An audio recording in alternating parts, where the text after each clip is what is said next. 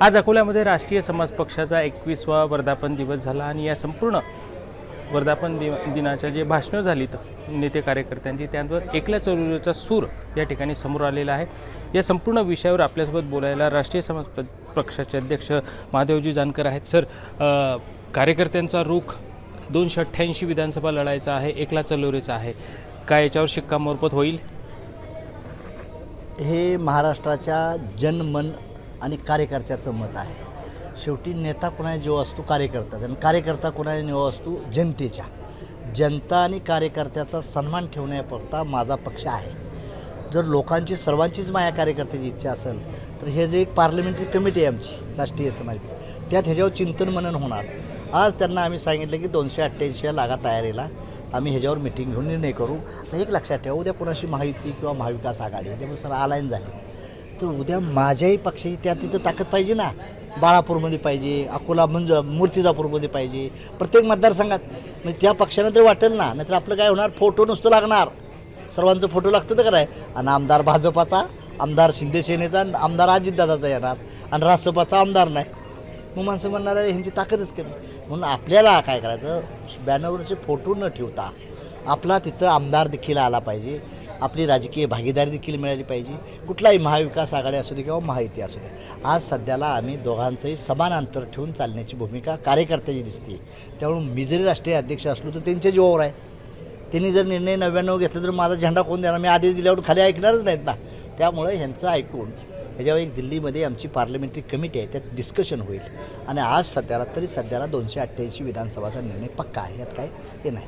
म्हणजे एकला चलोरे या विधानसभेत एकला चलोरे होईल। आता विधानसभेत एकला चलोर त्याच भूमिकेने चाललेला आहे। काय होतं आहे, माझा तिसऱ्या आघाडी ह्याच्यावर विश्वास वगैरे काही नाही। इथं महायुती आणि महाविकास आघाडीमध्ये टस्सल होईल ही गोष्ट चाललेली आहे। आणि आमची अपेक्षा 20-25 आमदार RSP जिंकल आणि दोघाला सरकार कोणाला बनवायचं आहे त्याच्या मध्येच आम्ही बसू, ही भूमिका राष्ट्रीय समाज पक्षाची आहे आणि त्या दृष्टीने माझं प्लॅनिंग चाललेलं आहे। मग असं जर असलं तर मग महायुतीसोबत फारकत होईल? आता ते आत्ताच काय बोलता येणार नाही, पार्लमेंटरीमध्ये निर्णय होईल तो। पण आज कार्यकर्त्याचं मत जाणून घेतल्यानंतर गावापासून ते पाक राज्यापर्यंत अध्यक्षांनी सांगितलं की आम्ही 288 जागा लढवतो। 288 जागा आम्ही लढवायची, आता त्यांनी निर्णय घेतलेला। त्यामुळे पार्लमेंटरी कमिटी ह्याच्यावर चर्चा डिस्कशन होईल काहीतरी। मग या संपूर्ण याच्यामध्ये जे आमदार आलेत तर मुख्यमंत्री व्हायला आवडेल का? गेम चेंजर किंवा नो, मी कधीच CMच्या रेसमध्ये राहणार नाही। माझ्या पक्षाचा कार्यकर्ता हा CMचा चेहरा असेल। आय एम नॉट डिमांड, म्हणजे मला दिल्लीलाच जायचं आहे। त्यामुळे मी CMच्या रेसमध्ये मला उद्या जरी देतो म्हणले तर मी CM म्हणून कधी होणार नाही, हे ठरवलेलं आहे। एका पक्षाचा अध्यक्ष आहे, अध्यक्षावर मी खुश आहे। दिल्लीला मला जायचं आहे खासदार होऊन, चाहे माझं 15 आमदार आल्यावर मी राज्यसभेवर जाईन ना। मी विनंती करीन माझ्या पक्षाच्या लोकांना, ती मला पाठवतील। ती माझ्या एवढी प्रेम करतात, पैसे देतात, मतं देतात, हजार किलोमीटर ते प्रवास करून, गाड्या करून, रात्रभर निघाली ती लोकं येतात। त्यामुळे त्यांची अपेक्षा काय नाही, त्यांची अपेक्षा आहे की मला दिल्लीत, मला मुख्यमंत्र्याच्या रेसमध्ये जायचं नाही।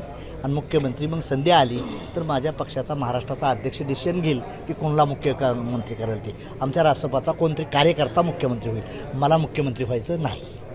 तर एकंदरीतच महादेव जानकरांनी स्पष्ट बोललं की एकीकडे मुख्यमंत्री व्हायला कोणाला आवडत नाही, पण मी मुख्यमंत्री होणार नाही, माझा कार्यकर्ता मुख्यमंत्री होईल। आणि या विधानसभेत सध्याच्या घडीला आम्ही 288 जागांसाठी तयारी सुरू केलेली आहे। धनंजय साबळे, मुंबई तक, अकोला।